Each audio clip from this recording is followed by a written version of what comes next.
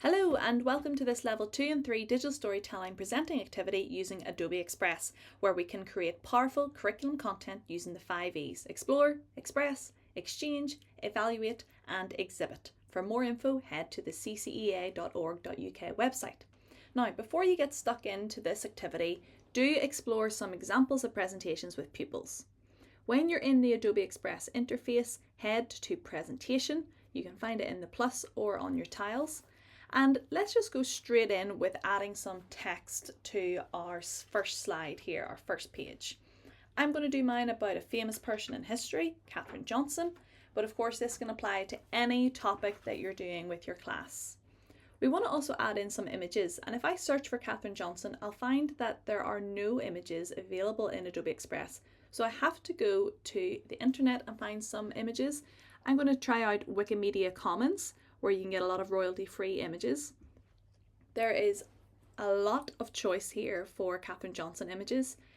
On the iPad, I can hold down on the image and tap copy to copy that to my clipboard, and then I can head back into Adobe Express, hold down anywhere in a blank space on the slide, and then paste it in. For your desktop, there'll be a similar position, but you will right-click, copy, and then find a blank space to right-click and paste. Now what I'm going to do is I'm going to save quite a few images to my camera roll so that I can use them throughout my presentation. So I'm just going to go through, find as many as I think I'm going to need. Sometimes it's better looking at it than looking for it, so I might save a few extras.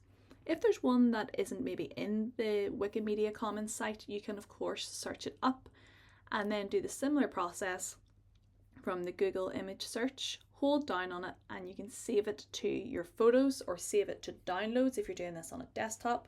And then when you head back into Adobe Express, you can start adding your images and text on each slide. I'm going to do some rearranging here, which of course you can do your sizes by grabbing the corner handles. And when I've added in a new page and I go to media, I can now upload from device, because remember I saved all of those photos to my camera roll, or you may have saved them all to your downloads folder. Find the image that you want and add it in. Explore the layout, what way you want them to look. I might want to swap it up so that each time there's a photo and a piece of text in a different position. I need to bring some life to this, so I'm going to add in some color for the background. And I have to be conscious now that I can still read my writing. So this black is maybe a little dark with the purple background. So let's switch up my font. I can scroll through the hundreds of options of fonts and you get to look at a little preview of them in the right hand column. And when I find one that I think is suitable, I just need to click the name of it and it will change. Now this font size is larger, so I have to resize my text box by grabbing those corner handles again. And then I can explore some of the edit options such as bold, italics, underline, and of course change the color so that it's more legible.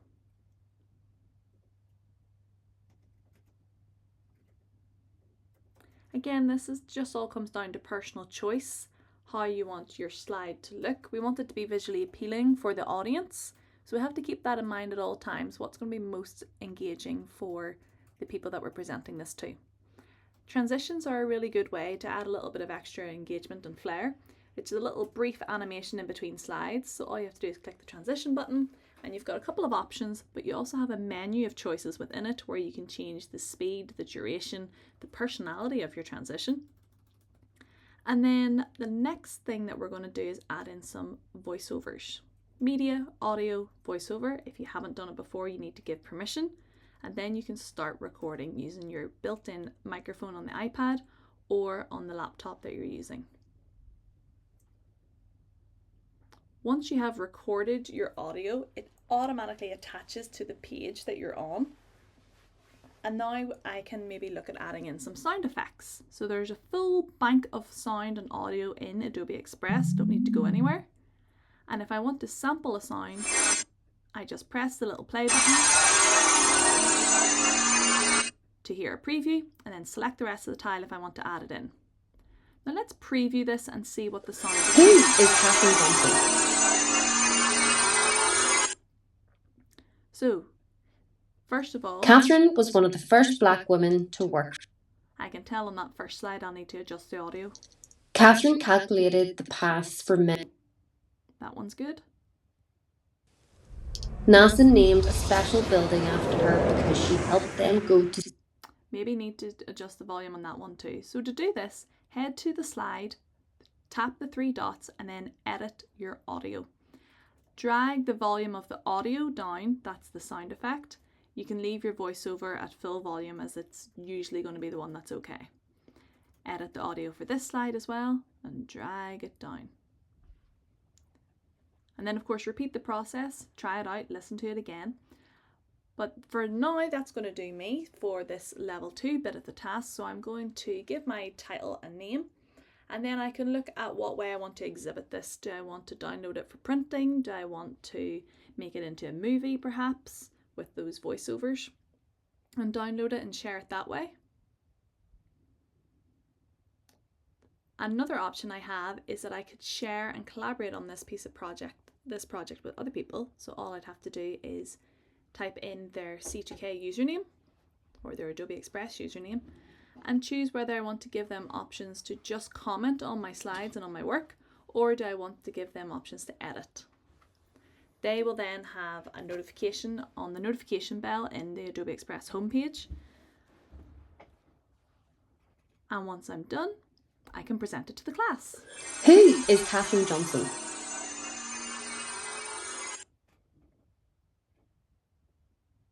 Catherine was one of the first Black women to work for NASA.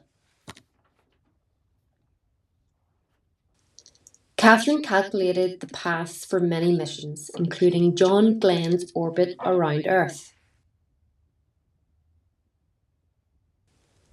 NASA named a special building after her because she helped them go to space with all of her hard work. Once I have finished, it's really helpful to know how to come back to this project if I ever want to improve it. So back in the Adobe Express homepage, you just click onto the Your Stuff and you will see it is the most recently added project. Now let's say we're going to up-level this into a level 3 piece of work. What do we need to do? Well, to make some improvements, what I could look at doing first is maybe adding in additional slides.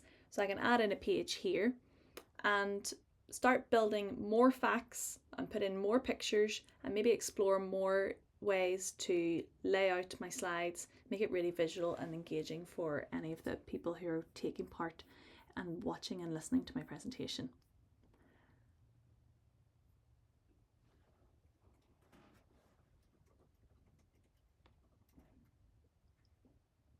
For this one, I just want a general graduation photo, so I don't need to go and find one of Catherine's graduation. I'm happy with a generic one from the Adobe stock library, which has hundreds and thousands of free images for you to use for all of your creative projects. And now I'm going through and changing all of the colour of my text and maybe look at, oh, maybe this one should go second. So I hold down on my slide and I can drag it up so that it's now the second page in this presentation. Repeat this process as many times as you need to complete your presentation. And remember, you don't have to do this all in one day. This can be spread out over a couple of lessons.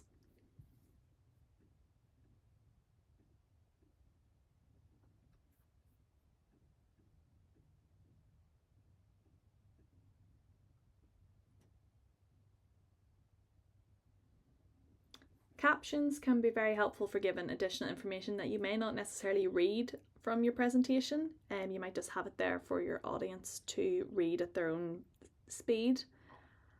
So I can drag that in and just resize it. Other editing options that are really helpful are things like adding shapes to behind your text. So when you're clicked into your text box, you can scroll the whole way to the bottom and you can see loads of different options. I can even change the colour of the shape and I can also change the shape size. So this one's a little bit close to the text, so maybe if I just make it a little bit bigger, I've got a bit more buffer space around it. Now to try and make this slide look a little bit more engaging, I'm going to replace this blue background with one from Space. Once I have my image added in, I can scroll down a little bit in my left hand pane and add it as a background. My NASA logo is maybe sticking out in a way I don't want it to, so I can use this remove background option And now that's starting to look really professional and looking really well. Again, I've already collaborated with someone on this project, so now it's time to start actually evaluating my work and commenting to them. So I can tag them in a comment and we can have a comment thread going back and forth. And then I can, of course, review my presentation, and I can also look at different ways to exhibit it and store it by creating a folder. Perhaps I am the teacher and I'm getting lots of my pupils' work and I'm just going to drag them up into the famous people in history folder, or 3 wee dots move into the correct folder, and abracadabra, it's done. Thanks so much for watching and have fun getting creative.